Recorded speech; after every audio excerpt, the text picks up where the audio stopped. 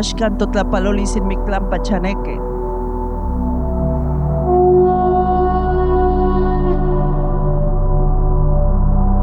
Ashkan totlapaloli sin wislan pachaneque.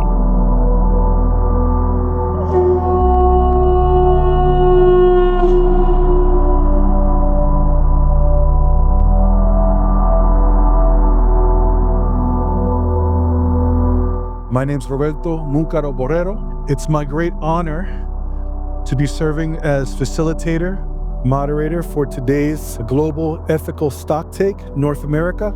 So I want to say maburika, maburika, maburika. Welcome to each and every one of you.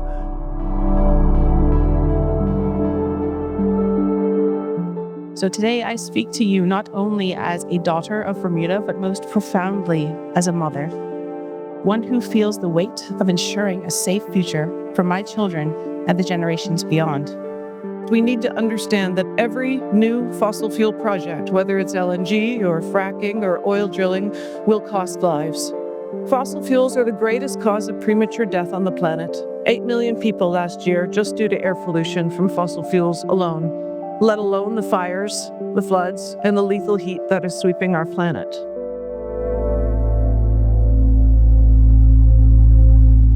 When extractive industries first came, they promised opportunity, jobs and wages for poor and rural communities. For many, this seemed like a way out of poverty, but it also marked the beginning of a cultural shift. When I was about 13 or 14, the first industry came into St. James. We welcomed it, for my parents did. I was young. And then another, then another, then another. Now we have 12 industries within a 10-mile radius. That's too much for one community to breed. What was sold as opportunity has instead become disposition, leaving communities more vulnerable than ever. They came with false promises nearly a century ago, and now they are delivering false solutions. To try and offer a solution, they must acknowledge they created a problem. We have buried too many people from the fossil fuel proliferation. By the continued unfettered use of fossil fuels without a major reversal, we have solidified the path of catastrophic climate change that will continue to hit regions like the Gulf South first and worst. You're killing our people, you're hurting our people. What are you going to do to protect us?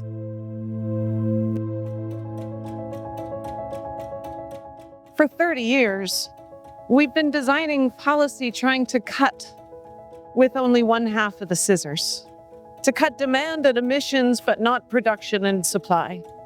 And it's not working. It's not working fast enough to keep us safe. And I'm sure many of you know that the words oil, gas, and coal don't even appear in the Paris Agreement. The climate crisis is a fossil fuel crisis, and when they say it's unrealistic to transition away from fossil fuels, what they're really saying is it's hard. And of course it's hard. We still depend on fossil fuels for 80% of the world's energy, but we have no choice. We have got to transition away from fossil fuels. This is a very strong and in fact one of the most powerful industries in the world that has made $3 billion a day, every day, for the past 50 years in pure profit. They will not manage their own decline. We're going to need to ensure that we stand up to the fossil fuel industry and that we support multilateral cooperation on aligning fossil fuel production with Paris goals. And that will mean some big new bold ideas, I know.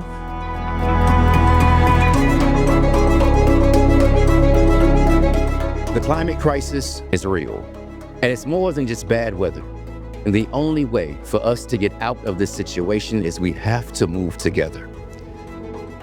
Can we build communities that aren't just about extraction and economic expansion, but about health and well-being, mental and physical, how we connect with each other in nature, which always teaches us to love and accept and be as one? We think nature is out there, separate from us. But if we don't have air for 3 or 4 minutes, we die. We are air, and whatever we put into it, we put into ourselves. We now face a global challenge that's without any precedent, but those who are feeling it most immediately and most personally in the areas that have been sacrificed have the voice and the moral authority and the passion and the energy and the possibilities to speak to the rest of the world and say, we don't want to sacrifice this entire world to these short-term profits from the greedy few. We want to stand for what is right. We're going to work together, you all, and we're going to live. We're going to stop all this pollution. They refuse to lower their emissions, but it's up to us to stop them. We can't let them control our destiny. We have to control it ourselves. The winds of change are here, and they are carving out a new song. The impossible is now imperative. Ambe majtada dijibwa pirapon geken meko min nijak Nikekumin Ambe Mashtara. The sun is coming up. Let's get going.